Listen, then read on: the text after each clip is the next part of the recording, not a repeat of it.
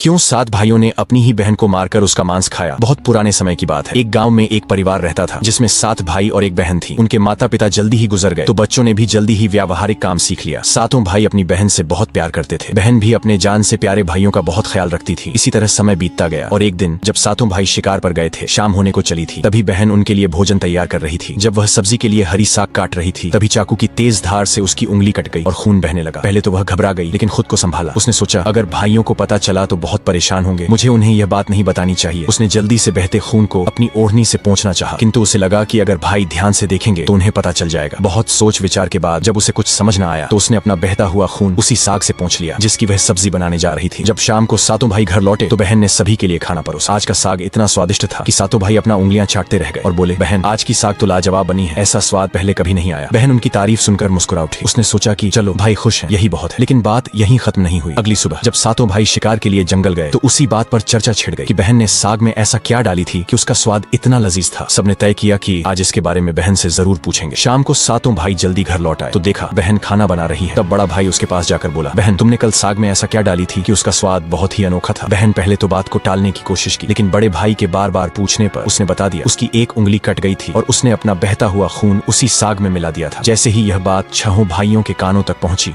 तो मानो उनके चेहरे के भाव ही बदल गए। शाम को जब 7 भाई एक साथ बैठे थे तो बड़ा भाई बाकी भाइयों से कहने लगा, सोचो जब बहन के खून की चंद बूंदें इतनी स्वादिष्ट हैं तो उसका मांस कितना स्वादिष्ट होगा। बाकी भाई भी इस क्रूर विचार पर सहमति जताते हुए बोला, हाँ अवश्य ही बहन का मांस बहुत ही स्वादिष्ट होगा। अब 6 भाइयों को बहन का मांस खाने की लालसा जाग उठी, परंतु सबसे छोटे भाई को यह सुनकर गहरी बेचैनी हुई। उसने सोचा कैसे हो सकता है कि कोई अपनों के साथ इतना भयानक विचार करे। तभी बड़ा भाई बोला, कल ही हम लोग बहन को शादी का झांसा देकर जंगल ले जाएंगे और तीर मारकर उसको मार डालेंगे, फिर उसका स्वादिष्ट मांस खाएंगे। सभी भाइयों ने हामी भरते हुए बड़े भाई की बात मान ली, लेकिन छोटा भाई अपने भाइयों की बातें सुनकर बहुत परेशान होने लगा। वह अपनी प्यारी बहन को बचाने के लिए बेचैन सा हो गया। वह खुलकर इसका विरोध नहीं कर सकता था क्योंकि 6 भाई एक तरफ थे। अगले दिन बड़े भाई ने बहन को बड़े प्रेम से बुलाया, प्यारी बहन तुम अब शादी के लायक हो गई हो। हमने तुम्हारे लिए एक बहुत ही सुंदर और योग्य वर खोज लिया है। आज हम तुम्हें उसका घर दिखाने ले चलेंगे, तुम तैयार हो जाओ। बहन यह सुनकर बहुत खुश हुई। आखिरकार वह भी अपना घर परिवार बसाने का सपना देख रही थी। वह उत्साह से तैयार हुई और अपने भाइयों के साथ चल पड़ी। रास्ते भर बहन खुश थी लेकिन इतनी दूर तक चलने के कारण बहन पूरी तरह से थक चुकी थी। तब उसने बड़े भाई से पूछा, भैया मेरा ससुराल अब कितना दूर है। बड़ा भाई मुस्कुराया और सामने की तरफ इशारा करते हुए बोला, देखो वह रहा तुम्हारा ससुराल, वहाँ तुम रानी की तरह राज करोगी। बहन यह सुनकर बहुत खुश हुई और उत्साह से आगे की ओर बढ़ने लगी। लेकिन जैसे वह थोड़ा आगे बढ़ी ही थी कि अचानक उसके सभी भाइयों ने उसे पकड़ लिया। बहन कुछ समझ पाती उससे पहले ही भाइयों ने उसे पेड़ से बांध दिया। भैया ये क्या कर रहे हो, उसने घबरा कर पूछा, पर उसके भाइयों के चेहरे पर अब किसी प्रकार की दया या प्रेम नहीं था। बड़े भाई ने आदेश दिया, इसे कसकर बांध दो। अपने सभी भाइयों को हत्यारे के रूप में देखकर बहन का हृदय दहल उठा। वह फूट फूट कर रोने लगी और भगवान को याद करते हुए कहने लगी, हे भगवान मेरे अपने ही भाई मेरी हत्या करना चाहते हैं, क्या इनमें से कोई भी मेरे लिए दया या प्रेम नहीं रखता। उसकी बातें सुनकर छोटे भाई की आंखें भर आईं। उसका हृदय कांप उठा लेकिन 6 भाइयों के खिलाफ जाने की हिम्मत उसमें नहीं था। बहन को बांधने के बाद बड़े भाई ने सबको बारी बारी से उस पर बाण से प्रहार करने का आदेश दिया। बड़ा भाई अपनी बहन पर पहला तीर चलाने ही वाला था तभी बहन भाई के सामने करुण स्वर में गाना शुरू कर दी, मारो मारो भैया छाती में लक्ष्य करके, भैया छाती में लक्ष्य करके, तुम्हारा तीर जंगल को जाएगा भैया। बड़े भाई ने कठोरता से तीर चलाया लेकिन निशाना चूक गया। इसके बाद दूसरा भाई तीर चलाने को आगे बढ़ा। बहन ने पुनः वही करुण गीत गाया। दूसरा भाई भी निशाना साधने में असफल रहा। एक एक करके सभी 6 भाइयों ने अपनी बहन को मारने की कोशिश की परंतु हर बार उनका निशाना चूक जाता। अब सबसे छोटे भाई की बारी थी। सभी भाई उस पर चिल्लाते हुए बोला, पूरी ताकत से तीर चलाना, बहन को एक ही वार में मार डालना, अगर तुम असफल रहे तो हम तुम्हें भी जिंदा नहीं छोड़ेंगे। छोटे भाई के लिए यह स्थिति असहनीय थी। वह अपनी बहन से अत्यधिक स्नेह करता था। बहन ने जब छोटे भाई की जान खतरे में पड़ते देखी तो उसने मन ही मन निर्णय कर लिया, वह अपनी प्राण त्याग देगी लेकिन अपने सबसे प्रिय भाई को मरने नहीं देगी। उसने मन ही मन ईश्वर से प्रार्थना की, हे भगवान मेरे इस छोटे भाई का तीर मेरी छाती भेदने में सफल हो जाए ताकि इसे इन पापी भाइयों के हाथों मरना न पड़े। फिर उसने करुण स्वर में वही गीत गाई, मारो मारो भैया छाती में लक्ष्य करके, भैया छाती में लक्ष्य करके, तुम्हारा तीर मेरी छाती को भेद जाए भैया। छोटे भाई की आंखों से अश्रुधारा बहने लगी पर वह मजबूर था। उसने कांपते हाथों से तीर चलाया। तीर बहन की छाती में गहराई से उतर गया। वह दर्द से कुछ देर छटपटाती रही और फिर उसकी आंखें हमेशा के लिए बंद हो गईं। 6 भाइयों ने अपनी कुटिल योजना को सफल होते देखा तो उनके चेहरे पर क्रूर मुस्कान आ गई। अब 6 भाइयों ने मिलकर बहन के शव को टुकड़ों में काट डाला। बड़े भाई ने छोटे भाई को जंगल से लकड़ी और पानी लाने को कहा। छोटा भाई भीतर ही भीतर बहुत ही ज्यादा चिंतित था। उसकी आंखों के सामने उसकी प्रिय बहन की शव को टुकड़ों में काट उसके मांस को पकाया जा रहा था लेकिन वह असहाय था। जब वह जंगल गया तो पानी और लकड़ियों के साथ कुछ मछलियां और केकड़े भी ले आया। उसने मन ही मन सोचा, मैं अपनी बहन का मांस नहीं खा सकता लेकिन अगर मैंने विरोध किया तो ये निर्दयी भाई मुझे भी मार डालेंगे। जल्द ही चावल और मांस तैयार हो गया और भोजन परोसा गया। सभी भाई मांस खाने के लिए उत्सुक थे। छोटे भाई ने चुपके से अपने खाने की जगह एक गड्ढा खोद रखा था। जैसे ही उसकी की थाली में बहन का मांस परोसा गया। उसने बिना किसी को दिखाए मांस को गड्ढे में डाल दिया और मछली केकड़ा खाने लगा। बाकी के सभी भाई अपनी बहन की हड्डियां चबा रहे थे। जब सभी का पेट भर गया तो बड़े भाई ने छोटे भाई से कहा, अब यह जूठन साफ करो। छोटे भाई ने बहन की हड्डियां व बाकी अंगों को इकट्ठे किया और चुपके से उसी गड्ढे में डालकर मिट्टी से ढक दिया। समय बीतता गया। उस जगह से एक बांस का पौधा उगाया और धीरे धीरे वहाँ बांसों का समूह बन गया। फिर एक दिन एक संत वहाँ से गुजर रहे थे। तभी उनकी नजर बांस के समूह पर पड़ी, जो कि बहुत बड़ी और घनी थी और ये बाकी बांसों से थोड़ा अलग प्रतीत हो रहा था। तो संत ने सोचा, क्यों न बांस से एक वाद्य यंत्र बनाया जाए जिससे मैं गांव में घर घर बजाकर भिक्षा मांग सकूं। तो उन्होंने एक बांस काट लिया और उसे अपने साथ ले गए। संत ने उस बांस से सारंगी नामक एक वाद्य यंत्र बनाया। वे उसे बजा बजाकर दिन भर लोगों के घर जाकर भिक्षा मांगते और बदले में खूब सारा उपदेश देते थे। एक दिन संत भिक्षा मांगते हुए उसी गांव में जा पहुंचे जहां वे 7 भाई रहते थे और अब तक 6 भाइयों का विवाह हो चुका था। लेकिन 7वां भाई अब भी अकेला था। वह अपनी बहन के दर्द को भूला नहीं था और इसीलिए उसने विवाह भी नहीं किया। जब संत बड़े भाई के घर पहुंचे, जैसे ही उन्होंने आंगन में कदम रखा, उनके सारंगी ने खुद ही गाना शुरू कर दिया, नहीं बजोरे सारंगी, यही है दुश्मन सबसे बड़ा। बड़े भाई के घर नहीं बजोरे सारंगी, दया प्रेम सब छोड़कर रिश्ते में यही दाग लगाया। ये सुनते ही बड़े भाई के पसीने छूटने लगे। वह आवाज सुनकर तुरंत भाप गया कि ये तो मेरी बहन की आवाज है, जिसे हम 7 भाइयों ने बहुत साल पहले मारकर खा गए थे। वह सोच सोच कर परेशान हो रहा था कि कहीं अगर गांव वाले को सच्चाई का पता चला तो क्या होगा। उसने तुरंत अपनी पत्नी से कहा, जल्दी से योगी को भिक्षा देकर विदा करो। योगी बिना कोई प्रश्न किए भिक्षा लेकर वहां से आगे बढ़ गया। इसके बाद योगी बारी बारी से 6 भाइयों के घर पहुंचे। हर बार जैसे ही वे किसी भाई के आंगन में कदम रखते, सारंगी फिर वही करुण गीत गाने लगता, नहीं बजोरे सारंगी, यही है दुश्मन सबसे बड़ा, इन पापी भाइयों के घर नहीं बजोरे सारंगी। सभी भाई बहुत परेशान होने लगे, इसलिए एक के बाद एक सभी भाइयों ने अपनी पत्नी से कहा कि तुरंत योगी को भिक्षा देकर विदा कर दो। अंत में योगी सबसे छोटे भाई के घर पहुंचे। जैसे ही योगी ने उसके द्वार पर कदम रखा, सारंगी ने अपनी धुन बदल ली और एक नई मधुर संगीत बजने लगी। बजोरे बजो सारंगी, मेरे सबसे छोटे भाई के घर, मन की बात मन में छुपाकर युग युग से रख रहा है। बजोरे बजो सारंगी, यही है मेरे सबसे प्यारे भाई का घर। ये सुनकर छोटा भाई चौंक गया और सोचने लगा, ये तो मेरी बहन की आवाज जैसी प्रतीत हो रही है। फिर मन ही मन सोचा, नहीं नहीं, ये मेरा भ्रम है। लेकिन संगीत को बार बार दोहराने के बाद वह अजीब सा महसूस करने लगा। उसने तुरंत योगी को सम्मान पूर्वक अपने घर में बैठने के लिए कहा। छोटे भाई ने योगी का खूब सम्मान और जलपान से स्वागत किया। फिर उसने उनसे सारंगी की कहानी पूछी। योगी ने उसे बताया कि यह वाद्य यंत्र एक विशेष बांस से बना है, जो एक अज्ञात जगह पर जंगलों के बीच से उगे बांस के समूह से लिया गया था। ये सारंगी से उत्पन्न संगीत और योगी की बात सुनकर छोटा भाई सोच में पड़ गया और मन ही मन विचार करने लगा कि हो सकता है इस सारंगी से मेरा कोई गहरा संबंध हो। फिर छोटे भाई ने योगी से विनती की, कृपया यह सारंगी मुझे दे दीजिए, मैं इसे हमेशा अपने पास रखूंगा। योगी ने सहानुभूति से उसकी ओर देखा और बिना कोई सवाल किए वह सारंगी छोटे भाई को सौंप दिया और वहां से चला गया। योगी के जाने के बाद छोटे भाई ने सारंगी को एक पवित्र स्थान पर रख दिया। उसने उसे धूप दीप जलाकर सम्मान दिया जैसे वह कोई पूजनीय वस्तु हो। लेकिन कुछ ही दिनों में उसने अपने घर में एक अजीब सा बदलाव महसूस किया। हर दिन जब वह काम से लौटता तो देखता कि घर के सारे काम हो चुके हैं, घर एकदम साफ सुथरा मिलता, बर्तन भी साफ होते थे। शुरू में उसने सोचा कि शायद कोई पड़ोसी या भाभियां मदद कर रही होंगी, लेकिन जब यह सिलसिला रोज रोज दोहराने लगा तो उसका संदेह बढ़ने लगा। उसने अपनी भाभियों के घर जाकर पूछा, क्या मेरी गैर मौजूदगी में आप लोग मेरे घर की सफाई करती हैं? भाभियां चौंक गईं, हमें तो अपने ही घर के कामों से फुर्सत नहीं मिलती, तुम्हारा घर हम कैसे साफ करें? अब छोटे भाई की जिज्ञासा बढ़ गई। उसने सच जानने का फैसला किया। जब रात हुई तो वह बिना आवाज किए घर के एक अंधेरे कोने में छुप गया। आधी रात के करीब एक हल्की सरसराहट सुनाई दी। छोटे भाई की सांसें थम गईं। कुछ ही क्षणों में सारंगी से हल्की रोशनी निकलने लगी। अचानक सारंगी के भीतर से धीरे धीरे एक परछाई सी उभरी, जो धीरे धीरे एक लड़की की आकार लेने लगी। छोटे भाई ने जो अपने आंखों से देखा वो अविश्वसनीय था। सारंगी से एक सुंदर युवती प्रकट हुई, लेकिन जब वह दिए की रोशनी में आई तो छोटे भाई का दिल जोर से धड़क उठा। वह युवती बिल्कुल उसकी मृत बहन जैसी दिख रही थी। वह चुपचाप घर की सफाई करने लगी। उसने एक एक सामान को उसके सही स्थान से लगाया, बर्तनों को धोया और फिर घर की सफाई करने लगी। उसकी हर हरकत में अपनापन था, जैसे वह किसी अपने के घर को सहेज रही हो। युवती ने धीरे धीरे अपने काम खत्म किए और फिर जैसे आई थी वैसे ही सारंगी में समाने लगी। छोटे भाई हिल भी नहीं पा रहा था। जब वह पूरी तरह सारंगी में समा गई तब जाकर उसने राहत की सांस ली। अगले दिन उसने यह रहस्य अपनी बड़ी भाभी को बताया। बड़ी भाभी कुछ देर चुप रही, फिर गंभीर स्वर में बोली, अगर यह सच है तो मैं तुम्हें एक उपाय बताती हूँ, तुम ध्यान से सुनो। जब वह सारंगी से बाहर आए तब तुम तुरंत उस सारंगी को आग में डाल देना और उस पर गंगा जल छिड़क देना। इससे वह आत्मा अपने पुराने शरीर के बंधन से मुक्त हो जाएगी। लेकिन याद रखना, अगर तुम यह करने में जरा भी देर करोगे तो शायद वह हमेशा के लिए गायब हो जाएगी। छोटे भाई ने भाभी की बात को गंभीरता से लिया। उसने तय किया कि आज रात ही वह यह उपाय करेगा। रात होते ही वह फिर से उसी जगह छुप कर बैठ गया। इस बार वह पहले से ज्यादा सतर्क और तैयार था। उसकी आंखें सारंगी पर टिकी थीं। तभी वही हल्की सरसराहट हुई और सारंगी से वही रोशनी निकली। धीरे धीरे उसकी बहन फिर से प्रकट हुई। उसने हमेशा की तरह घर की सफाई शुरू कर दी। जैसे ही युवती ने अपना अंतिम काम पूरा किया और वापस सारंगी की ओर बढ़ी, छोटे भाई ने झटपट सारंगी को उठाया और उसे आग में डाल दिया। सारंगी जलते ही उसमें से एक तीव्र रोशनी फूटी। पूरे कमरे में उजाला फैल गया। युवती अचानक रुक गई। तभी छोटे भाई ने बिना समय गवाए तुलसी जल की बूंदें उस पर छिड़क दिया। जैसे ही तुलसी जल की बूंदें उस लड़की के ऊपर पड़ी, अचानक एक चमत्कार हुआ। धीरे धीरे वह मानव रूप में परिवर्तित होने लगी। छोटा भाई एकदम चौंक गया। वह अपनी आंखों पर विश्वास नहीं कर पा रहा था, जिसे वह एक दर्दनाक हादसे में हमेशा के लिए खो चुका था। आज फिर से उसके सामने खड़ी थी। आंसुओं की धारा उसकी आंखों से बहने लगी। वह दौड़कर अपनी बहन से लिपट गया। बहन भी भाई के गले से लिपटकर